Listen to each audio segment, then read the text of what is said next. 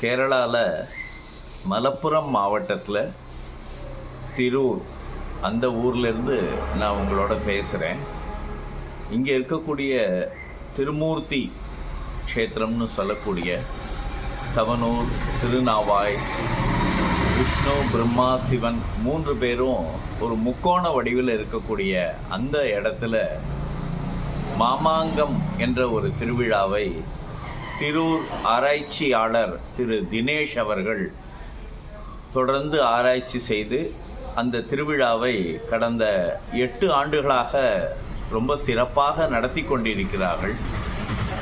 இங்கு இந்த விஷயத்தை கேள்விப்பட்ட பொழுது அவருக்கு இதே போன்று தமிழ்நாட்டிலும் மாமாங்கம் என்ற பெயரிலேயே அங்கும் 12 ஆண்டுகளுக்கு ஒரு முறை கும்பமேளா நடைபெறுவது போல நடக்கின்ற அந்த விஷயத்தை அவருக்கு தெரிவித்த பொழுது அவர் மிகுந்த ஆச்சரியப்பட்டார்.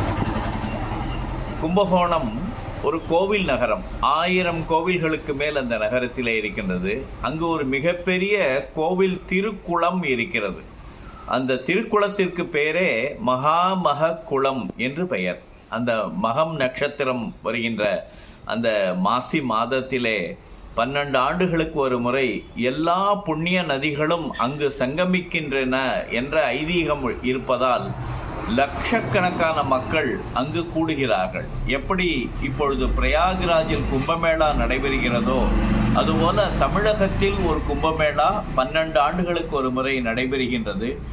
அங்கு இருக்கக்கூடிய புனிதமான மக்கள் எல்லாம், ஆன்மீக மக்கள் எல்லாம் இங்கு கேரளாவிலே இந்த திருமூர்த்தி க்ஷேத்திரத்தில் தவனூர், திருநாவாய், இந்த விஷ்ணு, பிரம்மா, சிவன் இருக்கக்கூடிய இந்த க்ஷேத்திரத்திலே இதே போன்று புண்ணிய நதிகள் சங்கமிக்கின்றன என்பதை உணர்ந்து இங்கு வந்து புனித ஸ்நானம் செய்திருக்கிறார்கள். இந்த ஒரு வைபவம் நம்முடைய 1000 ஆண்டுகால பாரத பாரம்பரியத்தை விளக்குகின்றது. அதுக்கு மீண்டும் உயிரூட்டக்கூடிய வகையிலே திரு தினேஷ் அவர்கள் செய்து வருகின்ற முயற்சி பாராட்டுக்குரியது. அந்த மாமாங்கம் என்பதும் தமிழகத்திலே நடைபெறுகின்ற மகாமகம், மாமாங்கம் என்று சொல்லக்கூடிய இது இரண்டும் ஒரே விதத்திலே இருப்பது ஒரு ஆச்சரியத்தையும் சந்தோஷத்தையும் அளிக்கின்றது. இங்குள்ள மக்களும் இதை புரிந்து கொண்டு ஒரு முறை கும்பகோணத்திற்கும் வருகை தர வேண்டும் என்பது என்னுடைய அன்பான வேண்டுகோள்.